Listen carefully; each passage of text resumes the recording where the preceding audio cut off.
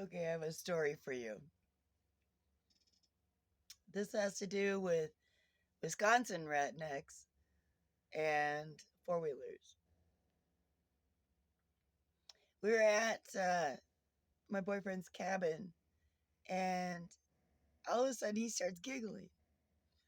And I knew he was up to something, but I couldn't figure out what. He's giggling and measuring and kind of skipping and laughing. And he made us a homemade rickshaw out of a trailer, like a little wood trailer that pull behind your four wheeler trailer, an old sofa, and a patio umbrella that had a big rip in it. Uh, he tied it all together with zip ties and duct tape. And then we hooked it up to the four wheeler, and four of us rode this thing 2.5 or 3 miles to the restaurant.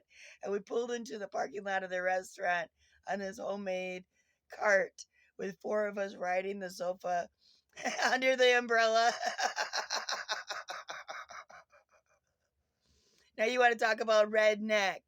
That's redneck. Homemade zip ties, duct tape, and beer.